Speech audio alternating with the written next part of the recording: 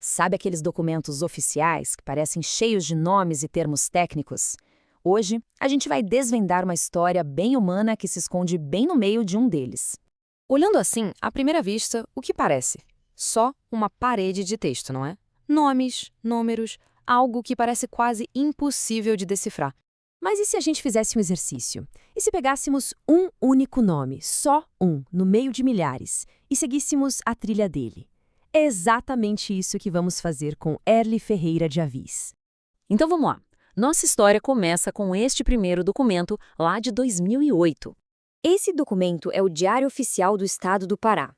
Basicamente, ele traz o resultado final de um concurso público para o sistema penitenciário de lá, que na época era conhecido como SUSIP, ou seja, é a lista de quem passou na prova para trabalhar lá.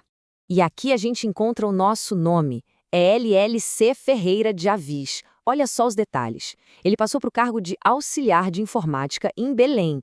E não foi qualquer aprovação não, hein? Ficou em segundo lugar, com uma nota final de 9,12. É aqui que a jornada dele no serviço público começa.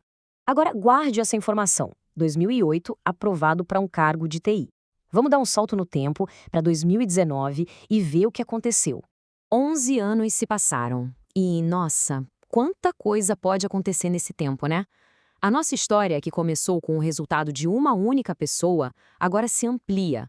Ela passa a ser sobre o sistema como um todo. E olha que interessante. Em 2019, o mesmo sistema penitenciário do Pará estava recebendo elogios do governo federal. O motivo? O excelente trabalho que eles estavam fazendo, principalmente nos programas de ressocialização dos detentos. Uma inspeção federal do DEPEN foi até lá e constatou várias coisas.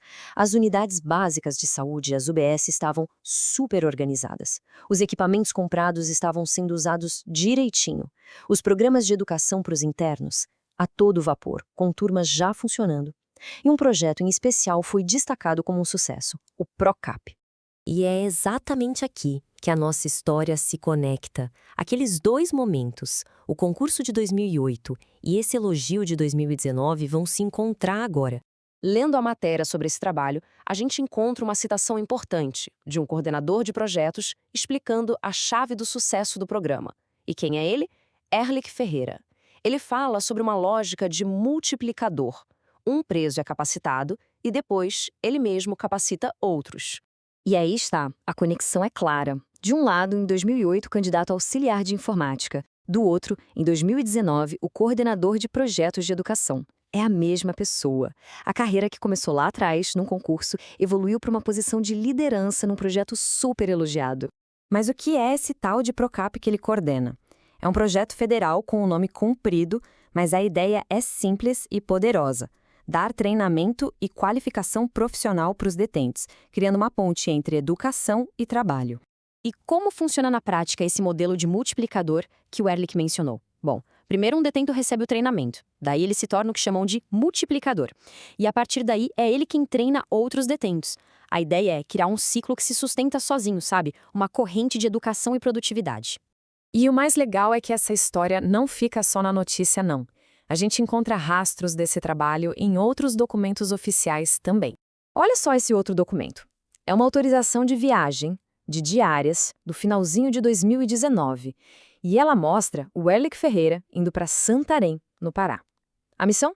Justamente planejar e implantar o projeto PROCAP. Ou seja, é a prova do trabalho dele acontecendo na prática. O que essa trajetória toda nos mostra é fascinante. Ela conecta tudo. Começa com o recrutamento, lá no concurso, passa pela administração pública do dia a dia e chega no impacto real, lá na ponta. É um exemplo de como um processo que parece só burocrático, como uma contratação, pode gerar resultados positivos e concretos. Então, no fim das contas, registros oficiais são muito mais do que só papelada. Eles são, na verdade, uma crônica do potencial humano de pessoas que, dentro do serviço público, constroem uma carreira e fazem a diferença. Isso faz a gente pensar, não é? Essa é a história de uma pessoa.